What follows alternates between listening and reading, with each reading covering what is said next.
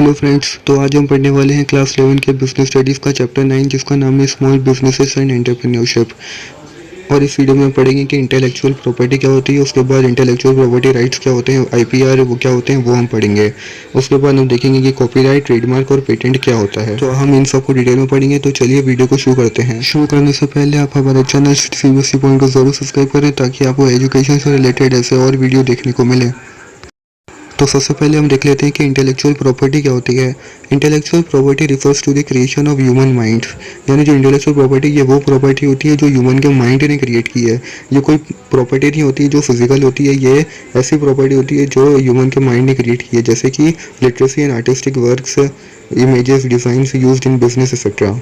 तो जो इनके ऑथर है, यानी जो लिटरेसी आर्टिस्टिक वर्क है, इमेज डिज़ाइंस हैं जो बिजनेस में यूज़ की जाती है, और इनके जो ऑथर्स हैं उनकी ये प्रॉपर्टी है क्योंकि वो उन्होंने ये क्रिएट किया है अपने माइंड का इस्तेमाल करके। तो ये उनकी इंटेलेक्चुअल प्रॉपर्टी हुई। Intellectual property is divided into 2 broad categories. तो अब हम इंटेलेक्चुअल प्रॉपर्टी की कैटेगरीज देख लेते हैं। तो जो इंटेलेक्चुअल प्रॉपर्टी उसमें एक आती है इंडस्ट्रियल प्रॉपर्टी और दूसरी copyright.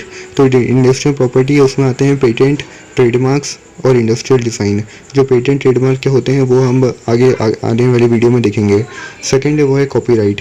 It includes literacy in artistic work such as novels, books, movies, musical work etcetera. तो जो कॉपीराइट के अंदर आते हैं उनमें novel, books, movies, musical work etcetera. और कॉपीराइट कब आता है ये हम आगे वीडियो में देखेंगे। तो अब हम देख लेते हैं कि इंटेलेक्चुअल प्रॉपर्टी राइट्स यानी आईपीआर क्या होते हैं।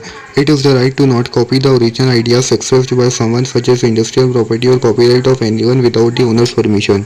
यानी जो इंटेलेक्चुअल प्रॉपर्टी है, जैसे इंडस्ट्रियल प्रॉपर्टी और कॉपीराइट जो हमने अभी पढ़ा था, जो उसके टाइप्स थे, यानी अगर वो तो ओरिजिनल आइडिया है कुछ लोगों के जिन्होंने इन्हें एक्सप्रेस किया है, तो जो दूसरे लोग हैं वो इन्हें कॉपी नहीं कर सकते क्योंकि इंटेलेक्चुअल प्रॉपर्टी राइट्स कहता है कि वो इन्हें कॉपी नहीं कर सकते बिना ओनर की परमिशन के।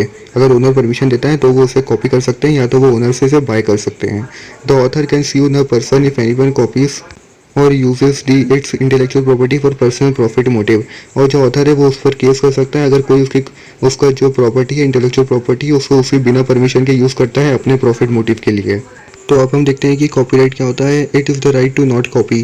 तो कॉपीराइट भी एक तरह का राइट है, तो जो हमें बताता है कि कॉपी नहीं करना। It is offered when an original idea is expressed by the creator or author. It prohibits unauthorized use of the content which includes reproducing and distributing copies of the subject matter.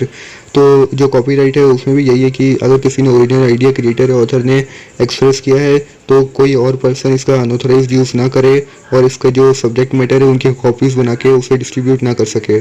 तो copyright ये right देता है जो person इसका owner है उसको।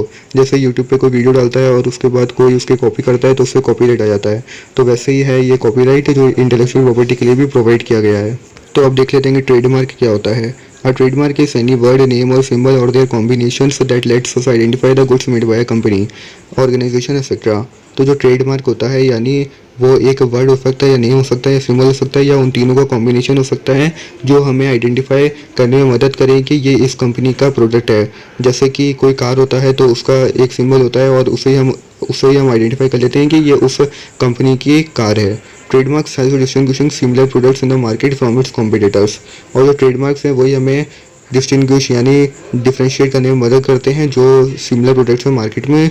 यानी जो कॉम्पिटिटर्स है वो हमेशा उसके जैसे सिमिलर प्रोडक्ट बना देते हैं पर कुछ उन्हें डिफरेंस रखना पड़ता है क्योंकि वो एक राइट होता है उसका, क्योंकि वो वापस वही का वही ट्रेडमार्क नहीं ले सकते जो पहले से ले लिया जा चुका है किसी कंपनी के द्वारा। तो वो उससे जो मिलता होता है सिमिलर बना देते हैं, पर जो ट्रेडमार्क होता है उसकी वजह से हम डिस्टिंग्विश कर पाते हैं कौन सा असली है और कौन सा उसका कॉपी है।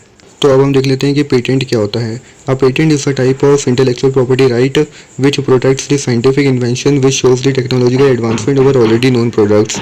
यानी जो पेटेंट है ये भी एक टाइप का इंटेलेक्चुअल प्रॉपर्टी राइट के अंदर आता है जो प्रोटेक्ट करने में मदद करता है साइंटिफिक इन्वेंशंस को। यानी अगर किसी ने एक इन्वेंशन किया है साइंस में तो वो कोई और उस पर अपना नाम नहीं लगा सकता। और इन्वेंशन ऐसा होना चाहिए कि टेक्नोलॉजिकल एडवांसमेंट होना चाहिए, यानी जो अभी अवेलेबल टेक्नोलॉजी है उसमें कुछ एडवांसमेंट हो तो वो साइंटिफिक इन्वेंशन कराएगा। Patent can only be filed for inventions not discoveries. अगर कोई डिस्कवरी होती है तो उसके लिए पेटेंट को फाइल नहीं किया जा सकता। अगर कोई इन्वेंशन हो रहा है तो उस पर ही बस पेटेंट हम फाइल कर सकते हैं। The purpose of patents is to encourage innovation in the scientific field. और जो पेटेंट है वो इसलिए बनाए गए हैं ताकि इनोवेशन जो साइंटिफिक फील्ड में वो और ज़्यादा हो, उन्हें एनकरेजमेंट मिले।